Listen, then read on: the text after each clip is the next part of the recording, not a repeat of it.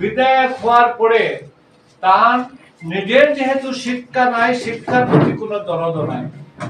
একটা স্কুল প্রতিষ্ঠান যেগুলা ছিল এইগুলা দিলায় বড়কলাতে, কাঠিগড়াতে, শিলচরে পাঠাইয়া, আর যেটা থাকলো ওটাকে তুমি শপিং কমপ্লেক্স বানানোর চিন্তাধারা।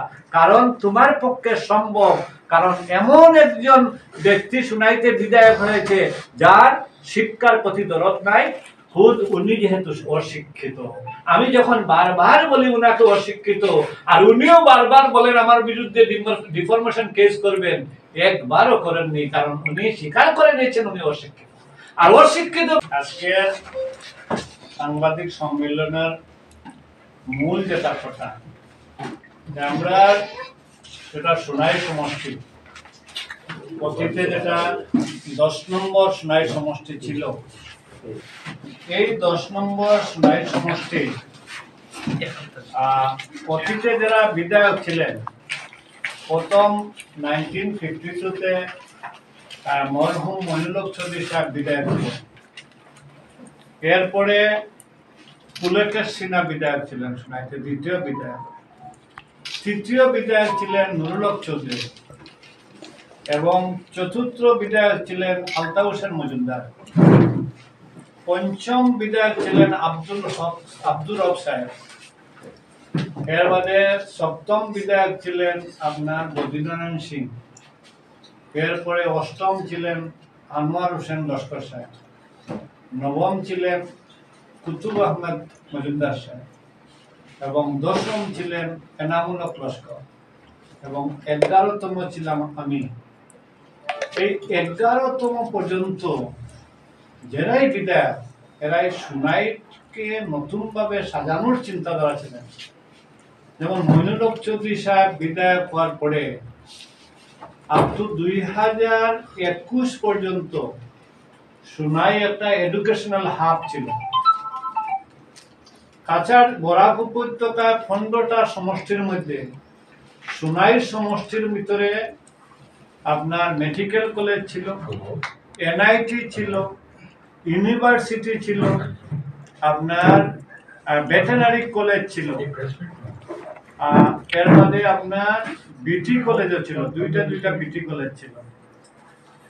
এরপরে কয়েকটা high school, higher secondary school, যেমন Borakai high school, Bajrahari Musafir high school, Swarnalakshmi high school, Lakshmicharan high school, Yasin Chowdhury high school, Bindu Bishnu high school, এইগুলা high school, medical college, university, engineering college, veterinary college আজকের দিনে সোনাইতে নাই। সমস্ত শিক্ষক উনার মতো মানুষ, আপনার পটল প্রিন্সিপালের মতো মানুষ, মোহন স্যারের মতো মানুষ, সমস্ত সোনাই অঞ্চলের উচ্চ শিক্ষিত ব্যক্তিরা নিত্যগোপাল হায়ার সেকেন্ডারি স্কুল থেকে ওরা শিক্ষা নিয়ে ওরা মানুষ হয়েছে, সমাজের প্রতিষ্ঠিত ব্যক্তি হয়েছে।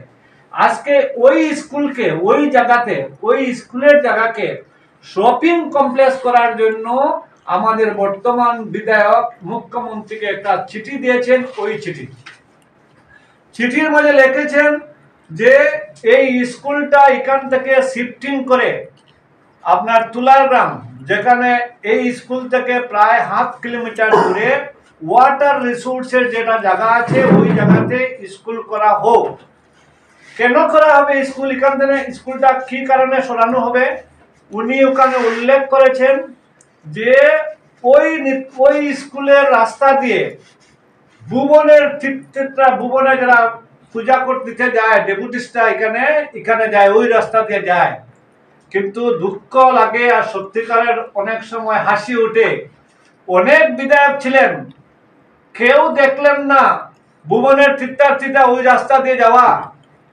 বিজেপির বিধায়ক বদ্রীনারায়ণ সিংহ দেখলেন না, বিজেপির বিধায়ক আমিনুলও দেখলেন না। আচ্ছা, আমি ধরে নিলাম কংগ্রেসী বিধায়করা দেখলেন না, ধরে নিলাম সমাজবাদী পার্টির বিধায়করা দেখলেন না, ধরে নিলাম এজিপির বিধায়করা দেখলেন না, বিজেপির বিধায়ক তো বদ্রীনারায়ণ সিং ছিলেন, উনিও কি দেখলেন না যে ওই রাস্তা দিয়ে আপনার ভুবন হিলের তীর্থযাত্রী যান? করিমউদ্দিন বড় বইয়া দেখেছেন যে ওই রাস্তা দিয়া ভুবনের তীর্থার্থী যাওয়াতে অসুবিধা হচ্ছে, এর জন্য এই স্কুলটা সরানো হোক। আর বলেছেন এখানে শপিং কমপ্লেক্স হলে মিউনিসিপ্যালিটির রোজগার বাড়বে। যেভাবে গুলদিঘি মহলে মহল করা হয়েছে এইভাবে মহল হবে। একটা স্কুল প্রতিষ্ঠান যেগুলা ছিল এইগুলা দিলায় বড়কলাতে, কাঠিগড়াতে, শিলচরে পাঠাইয়া, আর যেটা থাকলো ওটাকে তুমি শপিং কমপ্লেক্স বানানোর চিন্তাধারা। কারণ তোমার পক্ষে সম্ভব, কারণ এমন একজন ব্যক্তি শুনাইতে বিধায়ক হয়েছে যার শিক্ষার প্রতি দরদ নাই, খুদ উনি যেহেতু অশিক্ষিত। আমি যখন বারবার বলি উনাকে অশিক্ষিত, আর উনিও বারবার বলেন আমার বিরুদ্ধে ডিফরমেশন কেস করবেন, একবারও করেননি, কারণ উনি স্বীকার করে নিয়েছেন উনি অশিক্ষিত। আর অশিক্ষিত মোহন স্যারের মতো মানুষ, সমস্ত সোনাই অঞ্চলের উচ্চ শিক্ষিত ব্যক্তিরা নিত্যগোপাল হায়ার সেকেন্ডারি স্কুল থেকে ওরা শিক্ষা নিয়ে ওরা মানুষ হয়েছে, সমাজের প্রতিষ্ঠিত ব্যক্তি হয়েছে। আজকে ওই স্কুলকে, ওই জায়গাতে, ওই স্কুলের জায়গাকে শপিং কমপ্লেক্স করার জন্য আমাদের বর্তমান বিধায়ক মুখ্যমন্ত্রীকে একটা চিঠি দিয়েছেন। ওই চিঠির মধ্যে লিখেছেন যে এই স্কুলটা এখান থেকে শিফটিং করে আপনার তুলারগ্রাম, যেখানে এই স্কুল থেকে প্রায় 1/2 কিলোমিটার দূরে ওয়াটার রিসোর্সের যেটা জায়গা আছে ওই জায়গাতে স্কুল করা হোক। কেন করা হবে স্কুল এখান থেকে, স্কুলটা কি কারণে সরানো হবে উনি ওখানে উল্লেখ করেছেন যে ওই স্কুলের রাস্তা দিয়ে ভুবনের তীর্থরা, ভুবনে যারা পূজা করতে যায় ডেপুটিস্টরা এখানে যায়, ওই রাস্তা দিয়ে যায়, কিন্তু